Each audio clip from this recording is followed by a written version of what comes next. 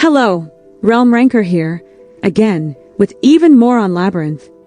Lately a friend suggested the idea to me that I should interpret more closely into whether there was another pre-life before Jareth, which the very idea of this contradicts everything I've been saying so far. Also, I've been thinking that I may have upset some people with my theories. Have I? I don't know. Some people like the idea of there actually being a ruler before Jareth. Me personally, I don't. I think it raises more questions than answers. What came before, the chicken or the egg? But based on everything I discussed in my 2 other videos, it's not possible according to the original plotline that there was another king. Even if you add certain elements of the comic book sequels prequels, it still wouldn't make sense to be possible. Logically speaking, there is enough evidence if you know where to look. But like I said, some people like the idea of Jareth having had more people like him or others before him. I didn't want to ruin that. So here's my idea of what Jareth's backstory could look like if there had been people before him.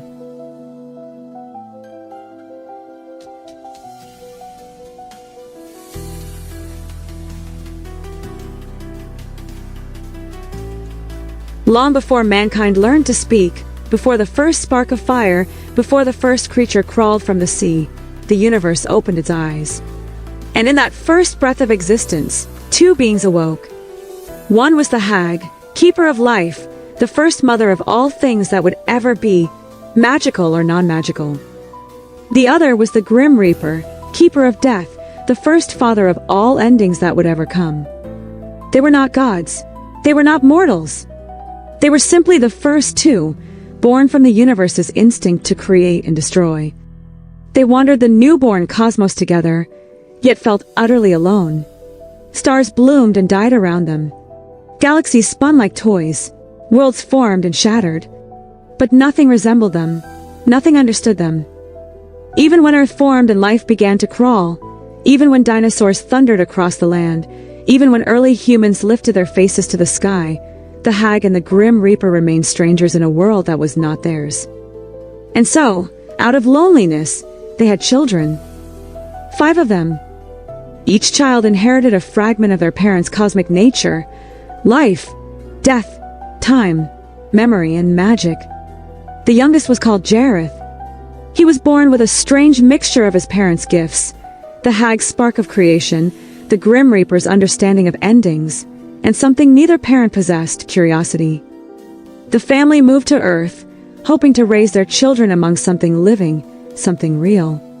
But early humans feared them. They saw the hag and the Grim Reaper as omens, monsters, curses. They chased them from the world they had hoped to call home. So the 2 cosmic beings carved out a refuge, a hidden inner world folded inside Earth like a secret pocket. A world untouched by human fear. There, they created new beings, creatures of magic, not flesh. People who could bend light, speak to stone, and live for centuries. A world where their children could grow safely. For a time, there was peace. But peace is fragile. The eldest child, gifted with memory, discovered humans beyond the borders of the inner realm. She saw their fire, their stories, their hunger for meaning. She envied them. She accused her parents of cruelty, of hiding their children from the world, of creating magical beings only to keep them imprisoned. The hag and the Grim Reaper, who had always trouble feeling love and showing it could not connect to their children in a proper emotional way. There always was an emotional void in the family because of this. Whispers spread among the magical people.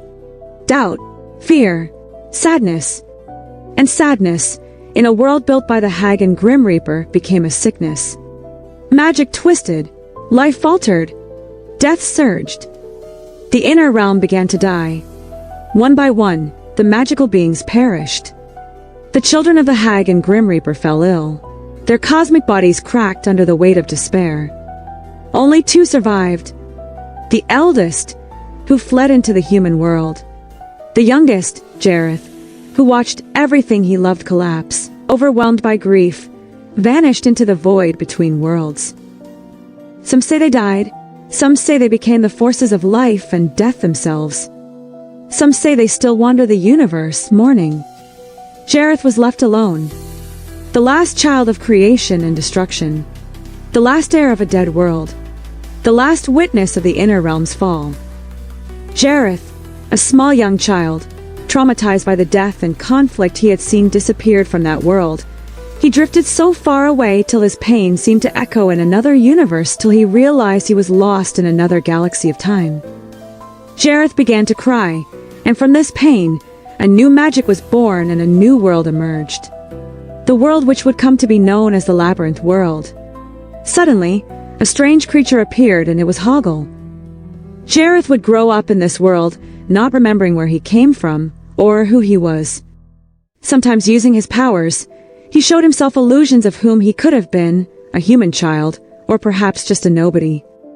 Jareth became aware that after he was all grown up, he did not age, and through time being infinite in this world, he lost track of who he was. He created many creatures, so he didn't feel lonely. But it wasn't enough. He created a maze, so no one would ever find him in that world. Hoggle, his oldest friend, began to fear him. Jareth created the bog of eternal stench to mock him. Hoggle, the only person who had really tried to love Jareth, was turned down by Jareth. The goblins pronounced him king, but to Jareth nothing mattered. He suddenly was convinced if he lied to himself about his identity, he could escape this loneliness. So over the years, he forgot who he was and took on the role of various Goblin Kings. The Owl King and so forth. Eventually, he found a way to enter the human world and more doors opened to him. He finally discovered he was not alone. There were beings called humans that looked like him. And so Jareth began taking frequent trips there. Eventually, he thought he could move there, blend in, but the humans discovered he was not normal. Jareth learned that in this time, the Middle Ages, humans killed anything that was deemed unnatural. Terrified by their hatred, Jareth fled back into the cracks between worlds, returning to the Labyrinth world with a trembling heart. He wandered the endless maze he had created as a child, shaken by the realization that even though humans looked like him, they were nothing like him at all. The creatures he had made watched him with wide, uncertain eyes, unsure if their king was still the same boy they had once found crying in the dust of a newborn world. Jareth felt the labyrinth shifting around him, responding to his fear. Corridors twisted into new shapes. Rooms appeared and vanished. Time folded strangely, making him unsure if he had lived a day or a century. Jareth tried creating humans, or anything close to him, but failed. He tried to understand why humans feared him. He tried to understand why he could not be like them.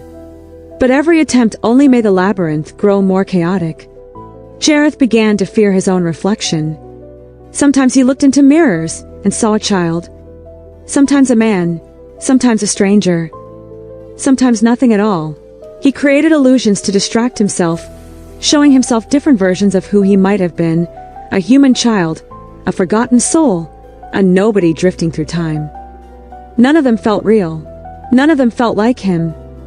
He wandered deeper into the labyrinth, searching for something he could not name. The world he had created pulsed with magic, responding to his emotions. When he felt lonely, the sky darkened. When he felt afraid, the walls grew taller. When he felt lost, the maze expanded endlessly, giving him more places to hide from himself. But no matter how far he walked, he could not escape the truth.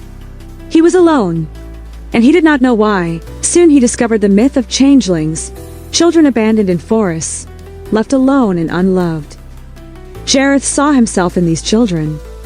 He took them into his world, but they were too fragile, too human, too mortal. They could not survive in a place born from magic. So he transformed them into goblins, not out of cruelty, but out of a desperate wish to give them a life where they belonged. Through this, Jareth's myth spread across medieval Europe. People began offering their children to him. He felt disgusted by this, but he chose to take only the children who were unloved or uncared for. Before long, his kingdom was filled with goblins. He built a city for them so they would feel they belonged. Jareth learned that the more humans believed in him, the stronger his powers grew. He discovered he could shapeshift, bend dreams, and make wishes come true. Yet even with all this power, a void remained in his heart. He realized he did not want someone like him. He wanted someone who felt like he did. He delved into his dreams, searching for a way to make that longing real. He failed. He tried trapping humans in his world to see if they developed the same feelings, but none ever made it through the labyrinth. They fell into oubliettes and died. One night, Jareth had a vision in his sleep, a woman with brown hair named Sarah. Jareth, who loved art, dancing, and music as ways to express emotions he struggled to speak, painted her portrait and hid it deep within his castle. Using his ability to manipulate time, he tried to race forward to find her, but he failed. Eventually, two strange figures appeared in Jareth's world and claimed they were his parents. Jareth did not believe them. Trauma had stolen every memory of his childhood. He remembered nothing of the inner realm, nothing of the cosmic beings who had him. Yet the Grim Reaper had not aged. Neither had the hag. It seemed Jareth had inherited their immortality. Jareth demanded proof. The hag told him that the pterodactyl he had created in the labyrinth was based on a creature he had seen as a child, for he had been born during the age of the dinosaurs. At her words, a faint glimmer of memory flickered inside him, a distant echo of a world long gone. But when the Grim Reaper explained that they had been unable to search for him for many years because they were trapped in the human world, forced to balance the scales of life and death, Jareth's fragile trust shattered. Memories of feeling abandoned rushed through his mind, and inability to properly love was blamed on them. Anger surged through him. He drove them from his world, refusing to listen, refusing to feel. Afterward, visions haunted him, glimpses of where they had gone. Jareth realized he could see only those connected to him by blood. He remembered, too, that his mother had once given him a crystal ball to play with when he was very small. The truth settled over him like a cold shadow. They had been his parents. And now they were gone again. Jareth hated himself. But one question gnawed at him. How is it that he had once seen a woman with long brown hair in a vision? Someone he did not know, yet felt connected to. As time passed, humans forgot the tales of the Goblin King and the changeling children. Belief faded. The closeness between the human world and Jareth's world dissolved. Fewer and fewer people called on him. Eventually, none did, and with their silence, the Labyrinth world began to fade from existence once more. After what felt like an eternity, Jareth left his world and returned to the human one. Everything had changed. The humans were different. Their world was louder, brighter, faster. He learned he was in the 1970s, an era far more advanced and modernized than anything he had seen before. Jareth tried once again to blend in. But the goblins, terrified of losing their king, followed him into the human world and dragged him back to the labyrinth. His entire existence had become a lie. With no humans believing in him anymore, it became painfully clear that perhaps no one ever truly had. Nothing in his world felt real to him. Even his goblins, loyal but foolish, could not understand the emptiness inside him. In desperation, he created a dream filled with people, illusions meant to comfort him, but they felt hollow, lifeless, nothing more than shadows pretending to be real. And then, without warning, he saw her again, the woman with long brown hair. She appeared for a moment and vanished just as quickly, like a memory slipping through his fingers. Jareth renewed his efforts to find her, convinced she was the only thing that could make him happy. He devised a plan to make humans believe in him again. He wrote the story of his kingdom, his life, and the tale of a Goblin King who fell in love with a human girl. He commanded the goblins to place the book in the human world. He hoped that humans would rediscover his story, and that someday this girl, this woman, would find her way to it. Jareth finally recognized the quiet devotion of his goblins, and, though his pride kept him from admitting it, the truth softened something inside him. Tired of chasing humanity and wearing identities that never fit, he let his false masks fall and embraced his true nature as the Goblin King. With that acceptance came renewed joy.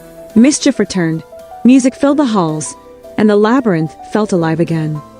Yet beneath the comfort, a lingering boredom remained, a subtle ache reminding him that even in self-acceptance, he still longed for someone who understood him completely. Jareth could see visions, bend time, and make dreams come true, but he could not see into the future.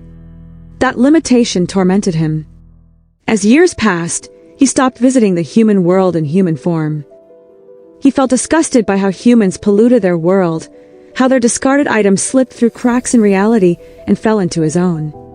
Eventually, the place where these objects accumulated became known as Junk City, a name born from Jareth's dark sense of humor. He still visited the human world, but only as an owl, so as not to draw suspicion. Despite his bitterness, he still longed for connection. The goblins saw only the surface of his emotions. They could not understand the depth of his loneliness. Then one day, he finally saw her, sitting in a park, reading what seems to be Jareth's book. It was Sarah. He watched her closely, wanting to know more. In that moment, he understood why he had seen her in his visions. She was distantly related to him. He ordered the goblins to trace the connection. They discovered that Jareth's older sibling, who had escaped to the human world long ago, had descendants. Sarah was one of them. This explained why she was drawn to the book, his book. Jareth could see only the outer parts of her life. He longed to see the inner parts too. He watched her room, her belongings, her imagination, and he added pieces of her world into his own. The labyrinth responded, becoming more alive, more vibrant. And with every change, Jareth felt more alive as well. He realized he had truly fallen for her, just as he had predicted when he wrote the story. But he also realized something painful. He still wasn't real enough to her. To Sarah, he was only a character in a book. Nothing more, nothing less.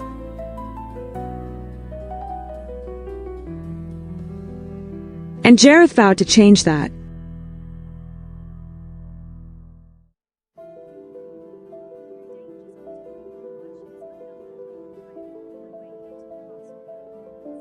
The end.